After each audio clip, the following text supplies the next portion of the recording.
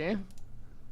Okay, I restarted my sound, and I'm seeing green bars, so we should be okay. Okay. All right. Sorry about that, ladies and gentlemen. There is a huge attack going on right now. We do apologize, as unfortunately, it doesn't seem like we had sound earlier on. But man, Ming is doing a ton of damage right now. Actually, doing a great job busting into this Protoss defense. And as we end up seeing the Cybernetics core, the natural expansion pretty much gonna end up falling. This is desperation mode right now for Seven, who's got to remake gateways. Doesn't even have a Cybernetics core anymore, so he can only really make zealots at this point. Yeah, and looks like these Lings are going to completely clean up the natural here. Ming is going to continue pushing that up. These Lings going to flood up the ramp, get the wraparound on these units. They're using the Nexus to try to deny a little bit of surface area, but I think the numbers are just overwhelming. Probes coming off the line to fight, and he might have enough to actually clean this up. It's going to be really tough, honestly, Joe, just because the shield battery at the back behind the mineral line, not really getting a whole lot of action. The probes do clean up a lot of the Lings, but the Queens managed to survive, and the reinforcements going to be streaming on in. There's just not enough production, and really, they can only warp in. You can only really warp in a few Zealots. Doesn't actually, well, it does have a little bit of gas. Could maybe could warp in a couple more Adepts or Stalkers, but to what end? He's lost so many workers already. This has been an effective attack. Yeah, I mean, at this point, with the natural falling, all of these probes going down, Seven is trying to hang on for dear life here, but Ming is going for the throat. A cute little dance with the probes, trying to pull him back behind that shield battery, but he is just running out of steam, and I think Ming is going to secure a clean first map for SFU here. Yeah, unfortunately, you guys didn't hear it when we were talking about it earlier on, but well, GG well play gets called. As you said, SFU securing that first victory, but Ming was actually listed in his profile as a Platinum League player, and in reality, this Platinum League player, quote unquote, is a former Masters League player, but on top of that, this season has played 16 games and has won 15 of them. So clearly just a little bit above just the Platinum League of play. So a very, very strong player indeed. And we start to see a little bit of that as he does take down Seven. Yeah, so our next match is going to be a really interesting one. We have Yug versus Tambi. Tambi's kind of a rising star here for Michigan. So I think it's going to be absolutely critical that he's able to take this map.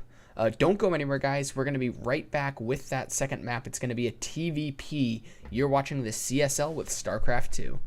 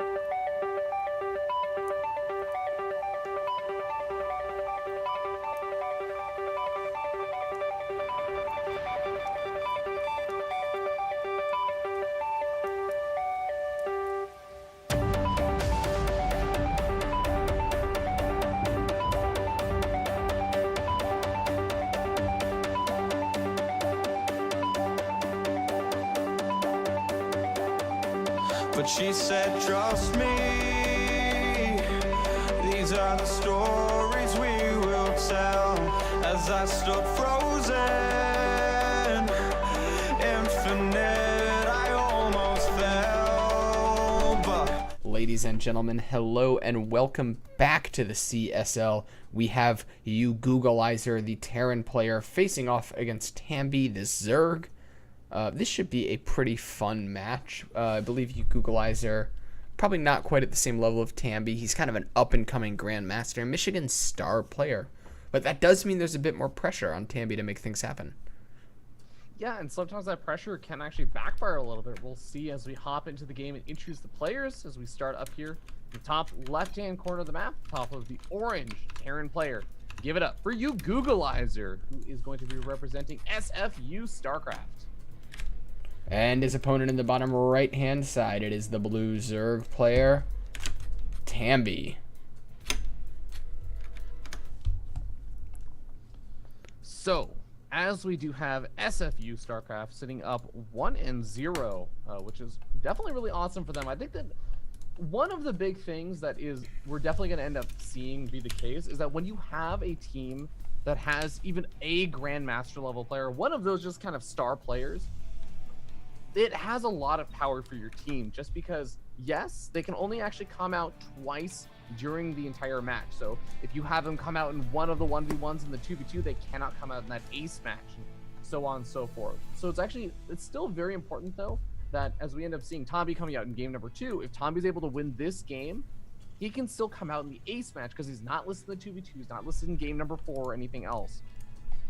But that also puts a lot of pressure that if for some reason SFU cannot find an answer to deal with Tambi, they are essentially forced to win game number 1, 3, which is the 2v2, and game number 4, which is the other 1v1. So there's a lot of pressure on them to try and win those 3 games if they really feel they can't answer Tambi.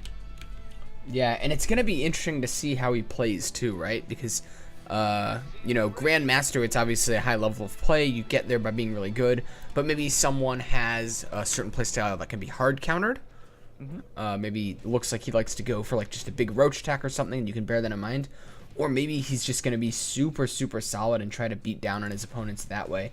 We're going to have to see. He's got his first lings out on the map already, making 6 lings, so maybe feeling that he wants to be a little bit defensive here, does Tambi.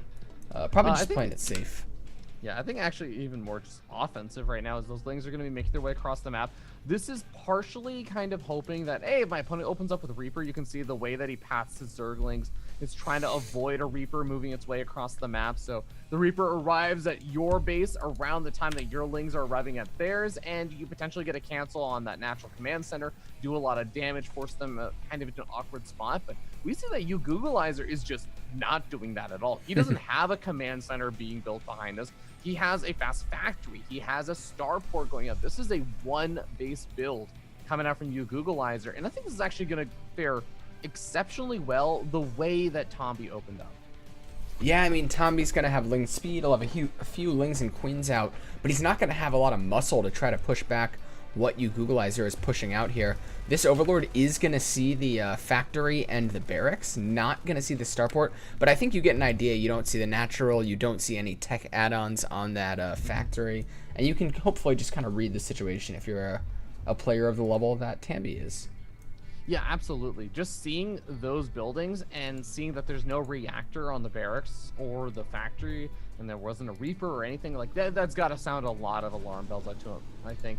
But as the 1-1-1 is setup is complete, so we do have a command center being thrown down behind this for you Googleizer as he moves across the map with a medevac, has 2 Marines, a Hellion, and a Cyclone. A very odd pairing, but this could actually be a very effective pairing depending on how the micro goes. Yeah, I mean, the ling count is pretty high for Tambi. If he can get the wraparound on it, he can start to shut things down very quickly. But if that Hellion gets maybe cute positioning and the Marines and the Cyclone provide some buffering, he can roast them, and the Queens are going to take a little bit longer to respond. That dropship is now going to make its way in here. It's going to boost behind these lines, and let's see what kind of position you Googleizer can find. Yeah, the Ling's actually reacting very late. It allows all of these units to get out of there, and the Cyclone is in the perfect spot right now. This is exactly where the Cyclone wants to be, tanking at the front line, allowing the Hellions and the Marines actually to sit behind them and just kind of get some damage done. Already a lot of lost mining time, 3 workers going down. The medevac actually getting pretty low already. Gotta be really careful with that. Oh no, might end up losing the medevac with most of the units inside. Oh, that was going so well for you, Googleizer. But a really solid shutdown from Tombi as he kind of punishes Googleizer for being a bit indecisive with that medevac. Yeah, I think if he would have tried to just go straight over that one queen, he would have made it. The DPS isn't that high. Maybe you can cancel that third, just try to get anything done, or even just get out alive. But now the teeth are really gone from this build. There's not a lot of units that can be pushing. You don't really want to be walking across the map with slow Marines. So the follow-up to this is going to be the Cloaked Banshee, and it's going to be important that Tambi gets a read on it, because the Cloak Banshee can spiral out of control very quickly if you don't have detection. It's also worth noting that exactly what you were saying, you need to make sure you have that detection, that answer for the Cloak Banshee. But on top of that, remember that Tombi opened up with a lot of links to try and put some pressure on early on. Didn't end up seeing that, so then he ended up making some more lings to help deal with the follow-up pressure. Kind of actually dealt with that pretty damn well, and also had some queens out, but then now is actually just following this up with a lot of roaches very quickly. So all of these things are big investments early on that take away from your later economy, and because he doesn't have that later economy, he never also had the economy to get up layer. He didn't have the kind of tools he's going to need to have that default detection. Exactly, and that first Banshee is done. It's going to be looking to be moving out across the map as Cloak finishes. It actually looks like he might be using it in the push, which is a bit interesting here. He's just going to kind of form everything up at the front. And I think that Googleizer really wants to make something happen, because we already see those first Spore Crawlers coming up. Tambi having a good sense of where he might be weak in this current position.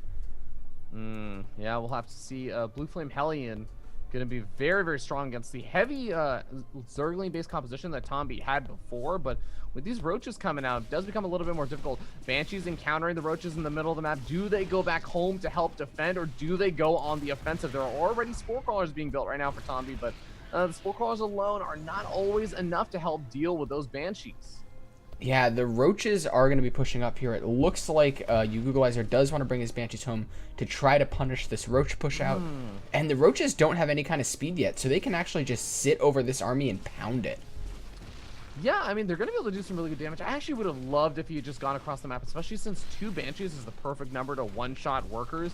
And he actually had a great defensive position with that siege tank, and now the Marines and the Cyclone actually moving across the map. You can see the kind of confidence coming out from you, Googleizer, saying, actually, your army, it really is not as big as I thought it was. But with Ling Flood reinforcements coming out behind this, some Ravagers being made, this does become a little bit more scary. And I hope that you, Googleizer, is not going to be overcommitting over here, or he may be kind of hitting himself in the head after this. Yeah, especially when you're on creep like this, it's really easy to get those surrounds here. It looks like Googleizer trying to find a good position here. He doesn't want to walk too far forward. He knows the Queens and the Ravagers are available. He's looking for a spot to try to hit that third baseline. Tambi reacting very well, getting his army into position here. Is Googleizer going to stay? Oh, God. Corrosive Bile's coming down top of the siege tank, going to be able to clean that up. Both of the Banshees go out without actually activating Cloak, and the entire army for you, Googleizer, gets cleaned up. Tombi taking a huge lead in this game. Even almost gets one of the Vikings. Actually does get the Viking. Yeah, and now Tombi's position is just so solid. He even has Lings harassing his opponent's base, cleaning up 11 SCVs, and that was not a big run by. I think that was maybe 6 or 8 Lings. Yeah, and a few of those Lings still alive, and actually going to be going after that third base as well, and do quite a bit of damage. This actually might just be curtains for you, Googleizer, if he cannot come up with some sort of answer, just because he's already fallen behind so far economically. And with a gold base going up for Tombi, with Tombi still having 64 workers and actually still getting more, getting up upgrades, and having the army, he just has every single number going in his favor right now. Yeah, a little more pressure coming out here from Tombi. He's not quite bringing in everything he's got yet. With the Raven and the tank, maybe there's a way to hold on, but that tank is going to get target fired down very quickly. GG is called, and Tombi takes the win against his opponent. Yeah, sort of what you might say an expected result is the GM player in this match, but I've really got to hand it to you, Googleizer. I think he actually did a great job in that game in getting really close, creating opportunities where things could have worked out. And while he didn't quite get to capitalize on them, for example, with that medevac, I mean, he got in a really good position. He actually caught his opponent off guard, got in a really, really nice spot with that cyclone and everything. Could have actually even just continued to deny mining in the main base, or if he had just gone and committed a little bit faster over to that natural, might have been able to get more damage done there. I mean, there was like the opportunity for that. There were the Banshees that I think they've just moved straight across the map. They could have actually gotten a lot more damage done. We got that push started earlier. If he hadn't committed after that with the attack, like all of these small things could have put him in a really good spot, and even just being able to keep up with a Grandmaster level player like that is really, really awesome. So I'm really looking forward to seeing more of you Googleizer in not just coming CSL matches this season, hopefully, but even just in the future CSL seasons, just to see this player grow. Yeah, so don't go anywhere, guys. We are going to be coming back with our 2v2 match next. It's a great opportunity for either team to take a lead here, as we are all tied up going into that third map. Don't go anywhere. We will be right back.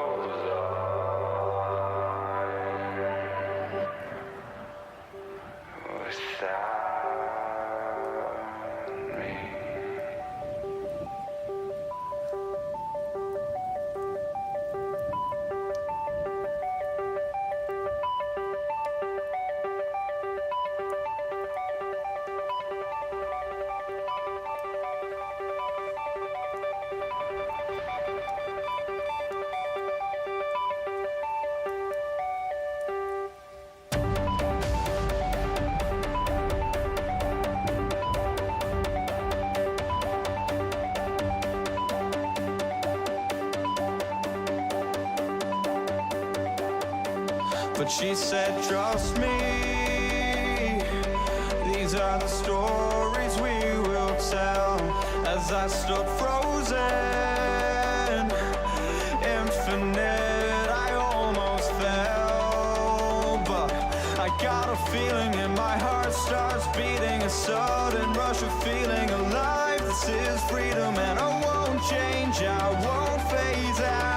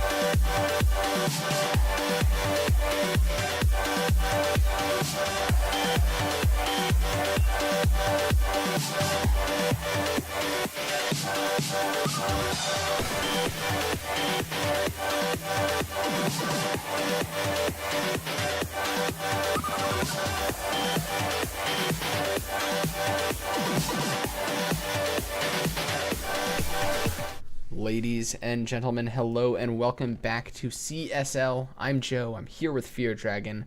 We're getting ready to hop into our 2v2, which should be a lot of fun here. This is SFU versus Michigan State, if you guys are just joining us. Yeah, it's we're gonna be hopping into that 2v2. It's gonna be a Terran Zerg versus a Terran Zerg. It's always fun to see kind of that mirror matchup. We actually got a lot of team coordination going on. Where both of the players from Michigan State actually have the exact same avatar. They're in the same clan. We got same clans from, of course, SFU, and that's actually one thing I really like about SFU. They are a team that has an exorbitant number of players, a lot of different players, all ranging from actually a pretty wide range of, I guess, leagues and stuff. So I'm excited to kind of see more of both of these teams and to see how that 2v2 goes, because this is where a lot of even the lower league players can potentially still shine in 2v2, just because it's such a different kind of meta than the 1v1. Yeah, I gotta imagine this is where SFU probably fares the strongest, because it almost seems like they don't just have a StarCraft team with 80 players, they have a StarCraft club. And I feel like having StarCraft community, a bunch of people to play 2v2s with, like, that's going to help you out playing your 2v2s. So without further... Oh, I was about to start introducing our players. Yeah, a little bit of ado. Now, without further ado... Well, still a little ado. Occasional ado. Spawning here in the top right-hand side, playing for MSU, rather. It is our Orange Terran, IM JSM, and our Red Zerg, Shadow Force. And their opponents spawning in the bottom side. We have the Blue Zerg playing for Team SFU. Give it up for Ming. And on the left-hand side of the map, we have the Green Terran player. It's Combat Wombat, also known as St. Anley on the CSL website. St. Anley or Stanley? You decide, chat. Now, is that Stan Lee, famed comic book artist, or Stanley? I don't go by Stan anymore. Or is it because it's ST period Anley? Is it Saint Anley? So many questions, so little time. Oh, well, the chat gets to decide how to actually say that name. That's what I've decided. Okay, I like it. Anyways, it looks like we're going to be seeing Reapers out of Stan Lee. And Reapers, probably a good choice, right? We've seen a lot of power with the micro in 2v2s, and Shadow Force just getting that gas, getting that extra hatch. I think we've seen a lot of players favor big Reaper pushouts with a bunch of speedlings, so it'll be interesting to see if that's the strategy they go for. Yeah, you know, Terran Zerg used to be a core team matchup in 2v2s way back in the day, part of the Swarm. And it was because not only are there like the giant Ling floods that also pair very well with the Hellions, but yeah, even the Reapers can actually be very effective when combined with a lot of those speed Zerglings. The Lings sort of get a nice little surround on a lot of things. They actually handle a lot of the, I guess, the units that tend to be a little bit tankier and everything. A bit better, and the Reapers actually handle a lot of those light units really well with a nice little distance. But first Reaper already getting some good damage done inside the main base of Combat Wombat. Ironically enough, one of the slower people to actually get combat units out. Second Reaper is going to come up here, join up with the push. There are 3 Marines out now, so Combat Wombat can kind of fight that head on as long as he isn't taking a bad fight. Combat Wombat, please realize you're not building your factory anymore. There we go, finally getting it back started up, as those Reapers that sniped off the SCV lost a good like 15-20 seconds on that, actually, and that does delay his builds a good bit. It delays the units he's going to be needing. It looks like just going to be pushing up at the front a bit is Orange Terran here. He's going to be pulling back. The Lings are trying to get the wraparound, but he's actually able to pick off a couple for free here. But with these many Marines, he can walk down that ramp and kind of challenge the Reapers and drive them away. Yeah, Lings by themselves, though, gonna end up losing one of their lives. One of the Reapers does lose its life, and this is all about kind of snowballing and spiraling out of control. But now that the Roaches are out from Ming, he's gonna be able to easily push back those Reapers as soon as they get a little bit too close. But, oh, nice little Ling run by. Gonna be making its way into the main base of Ming right now. Sniping off a Queen, sniping off some of these Roaches just popping out. This is really good damage right now for Shadow Force. Yeah, really, really cute here. The Roaches are finally in place to try to drive this away, but he can just run around them. These Lings are so much faster than these slow Roaches. Maybe even try to catch one there, but doesn't want to go for it.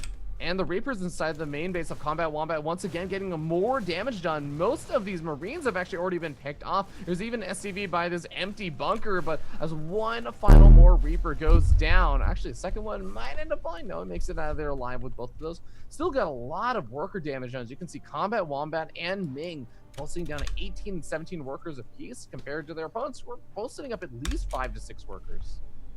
And that's going to snowball a decent bit as the game goes on. It looks like Orange here not done with the harassment. We've also got some Lings. Nope, looks like they're going to be sitting in a defensive position. He's aware that his opponent has Roaches and stuff, and he doesn't want to die to the counter that's coming up right now. Yeah, Ming is kind of the player that has the biggest power units out right now with these Roaches, but he still might be a little bit outnumbered as the Bailing's getting some decent connections over here on these Roaches, really softening up a lot of them, allowing these Lings and the Queens even from the high ground to clean all of them up. So Ming's big advantage was that army, and since he loses all of it, I've really got to put a lot of the, I guess, advantage right now to Michigan State. Yeah, with this Reaper pressure continuing as well, he's getting a full scout of his opponent's capabilities. He knows exactly what's going on. He even managed to see the dual Cyclones that are coming out. And now I think he can safely go home knowing that he's done the damage, he's got the scouting intel, and he's pinned his opponent's army back until Michigan State's had time to build up their own. All right, well, Combat Wombat a lot slower to thread in an expansion than his other Terran counterpart on the other team, JSM, who already has that command center, now finishing up at that natural, ready to start mining and getting up a much better economy with 31 workers as well, leading up about 10. So I am going to get a bit worried, I think, for Team SFU if they do not find some way to put on counter harassment, because they've been taking a lot of harassment and they haven't really been able to dish out that much damage to their opponents. Yeah, these 3 Reapers are just worth their weight in gold. They're still getting drones. They got a Queen even with really cute micro, and it looks like they might even get another drone here before they're forced out. All right, but finally, Combat Wombat getting on the offensive, loaded up 2 Cyclones and a Medevac, getting into the main mineral line of Shadow Force, and seems to be going uncontested right now because the Roaches from Ming may be dying over at the front, but they are also distracting his opponent as these Cyclones rake in the kills. Yeah, still no drone pull. This is really bad from Shadow Force. He's continuing to drop drones at a really, really quick pace. Basically, this is actually his entire mineral line. Yeah, he just hemorrhaged out his whole economy. Okay, well, the Roaches finally make it over here, but it looks like the Cyclone's gonna get picked up. Oh man, even exploding a couple of Bailings, but there's actually no anti-air in this army besides 2 Marines, which really make it to the party awfully late. So really solid damage done by Combat Wombat. I almost feel like just bringing his team back into this game. Yeah, Ravi, that was a total of 18 drones.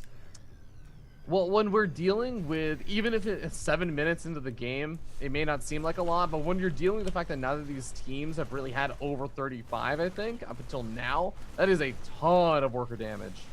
Yeah, absolutely annihilating that drone count. Now it looks like Ming is going to be pushing up with his ally Combat Wombat. They're getting this surround on top of Michigan State here. This bunker is going to have to try to hold on, but the tank's been cleaned up, and that was most of the firepower.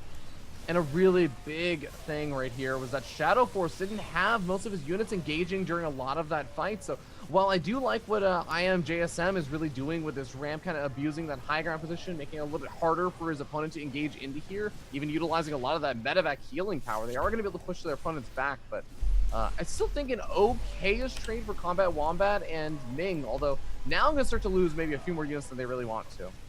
Yeah, eventually able to clean all that up is JSM. Really, really cute micro here. He doesn't want to be pushing into that tank line. That could get really dicey really quickly.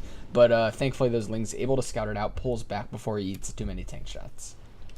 JSM loading up 3 medevacs and going for broke right now. Remember that Combat Wombat does not have an expansion. He is now throwing down an expansion, but if he loses any semblance of his economy, he's only sitting on 24 workers. He needs all of those because he's not going to have an easy time replacing them.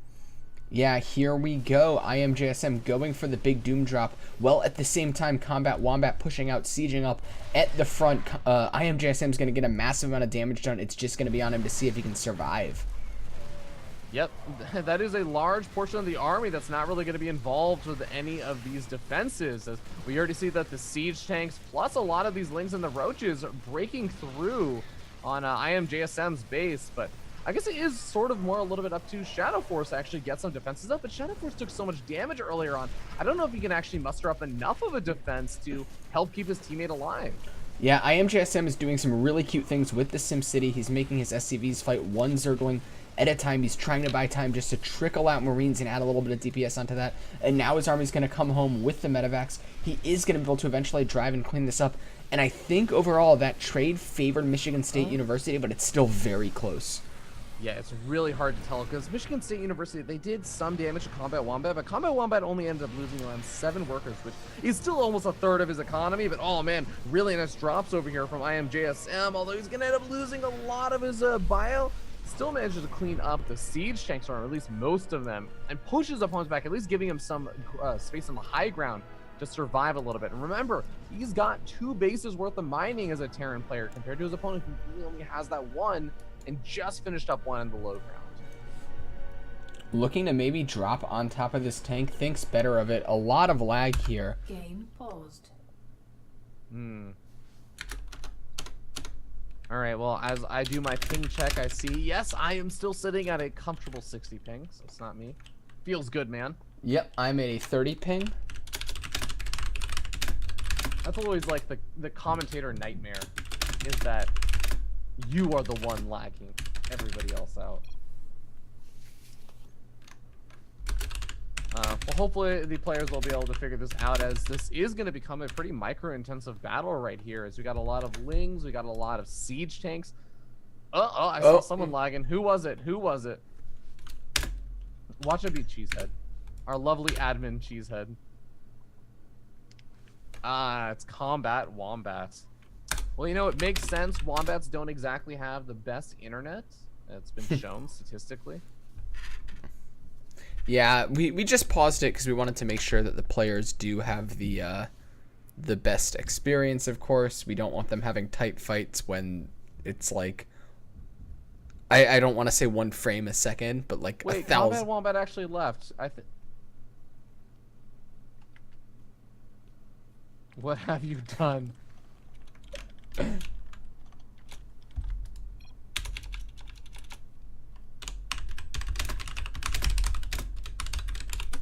Okay, guys, we're gonna have to resume from replay. So don't go anywhere. Our admin was joking, and it seems like the player didn't get the joke. Yeah, don't go anywhere. We'll be right back.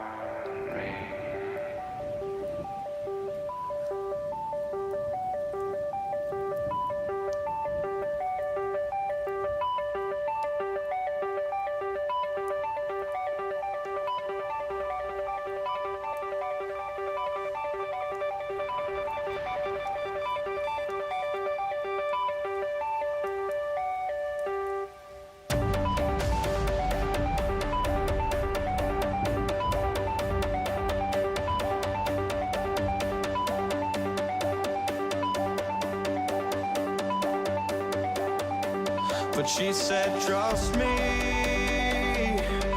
these are the stories we will tell. As I stood frozen, infinite, I almost fell, but I got a feeling and my heart starts beating, a sudden rush of feeling alive. This is freedom and I won't change, I won't phase out. I know let me go.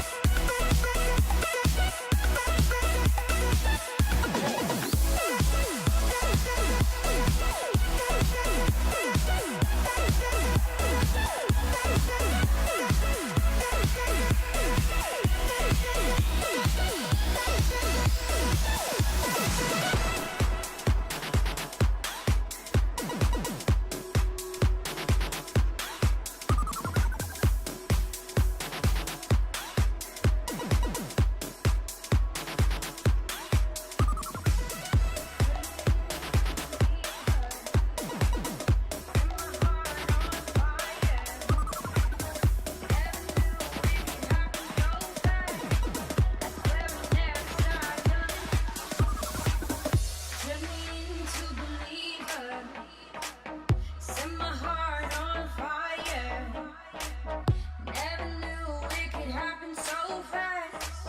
I swear I never saw it coming. I find it hard to let go. I'm so cold to the core. I never knew you could mean so much. Oh, you mean so much. Why you mean this much?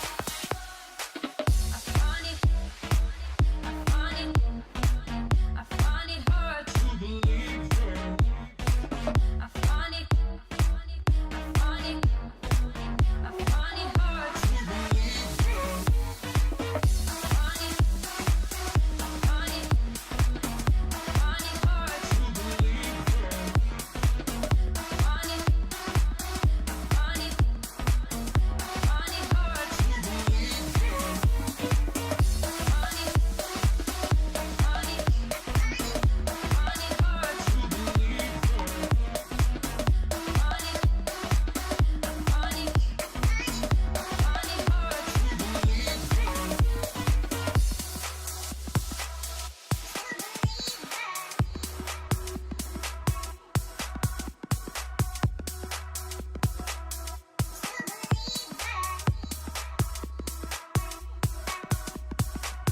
Can't understand how we got here.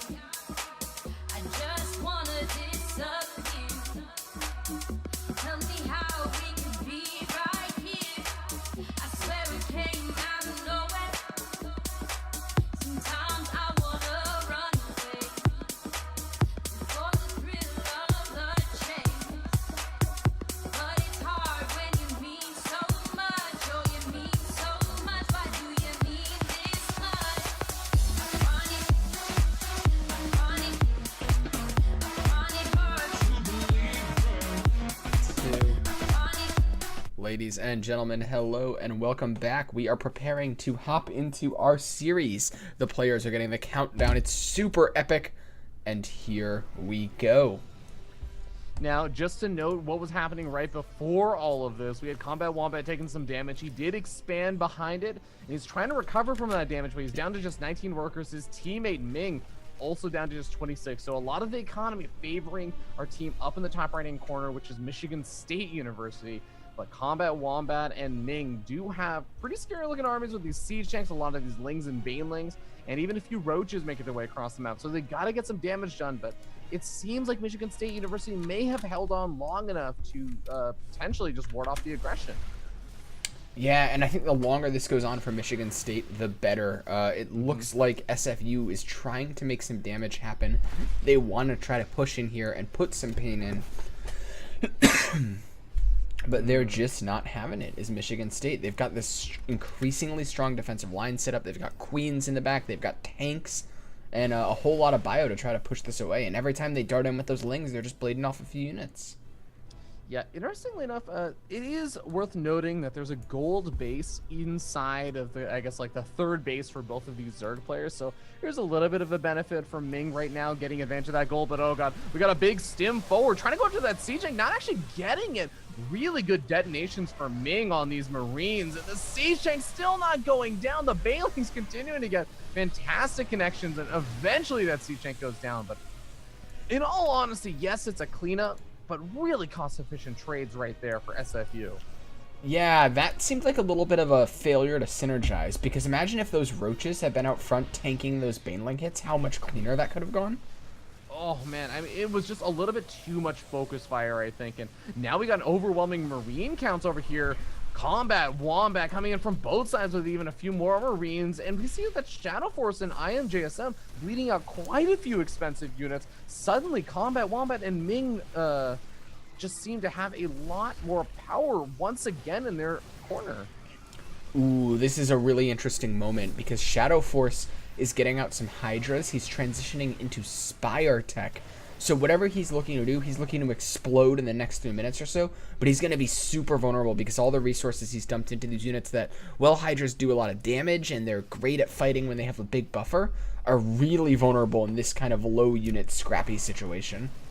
Yeah, it's also important to note that right now Shadow Force is really hurting in terms of gas right now, really badly, because he's been investing a lot into all this other stuff, and he's got, yeah, sure, that Spire and everything on the way, and the Spire's finished up, but without gas, you can't really make use of it. He's got 3K minerals in the bank right now, which just goes to show you that, yeah, Shadow Force theoretically should be a lot further ahead, but he hasn't actually been able to spend that money because of the lack of gas. So things are still potentially looking okay for Ming as well as Combat Wombat, but they are still sitting behind. Yeah, he's only mining off 3.5 geysers at Shadow Force, and I think that's like, it's a lot of maybe unnecessary pain that he's kind of self-inflicting here. I think he'd be in a much more powerful position if he remedied that. Yeah, he only just recently took those gas geysers over by the gold, so I think that might be part of the reason. But all right, I am JSM going for a big doom drop inside the main base of Ming, and gonna be able to catch a lot of these lings. Just gonna go completely unopposed over here, as a spine crawler and a handful of lings are not enough to handle this. Combat Wombat trying to decide, do I go back home and defend my teammate, or do I just try and push forward? And the kind of indecision. He has one Marine loaded up, looking at the zone like a watchtower, but he's just not able to do anything right now. Yeah, it looks like Ming is going to come home and try to just contain this in the main base, at least protect the production of his other 2 hatcheries here. But with all the healing power of these medevacs, it doesn't look like he's going to be able to stop it. Now with the reinforcements of Combat Wombat, IMSJ is going to get contained, but that was still very brutal to take. Combat Wombat might end up losing 1 or 2 of his siege tanks here as well, as they do make it back to the Marines in time to survive, try and siege up, but man, he really needs that splash damage from those siege tanks a lot earlier. The Marines coming down the ramp, it looks like IMJSM and Shadow Force finding their opportunity to finally take advantage of that superior economy and barrel forward for a potential victory in game number 3. Yeah, very, very strong showing from Michigan State, and that's going to put them in a great position, knowing they still have Tambi in the ace match. SFU is going to have to find a way to overcome Tambi and find a way to make it through the next map alive to even have the chance at doing that. But it looks like, once again, MSU will be pulling into the lead here. Yeah. GG's get called. We see the tap out.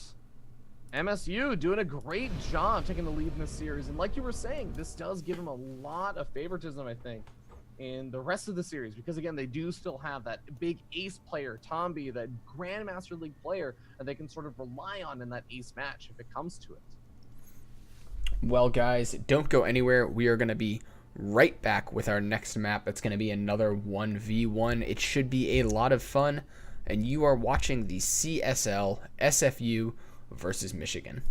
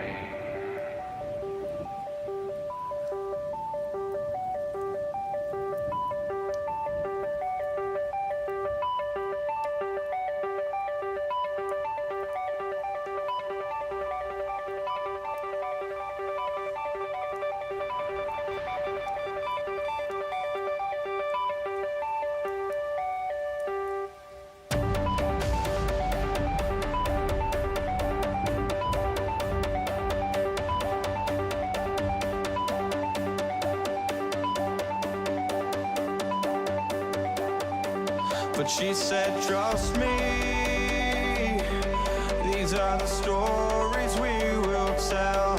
As I stood frozen, infinite, I almost fell, but I got a feeling and my heart starts beating, a sudden rush of feeling alive. This is freedom and I won't change, I won't phase out. I'm no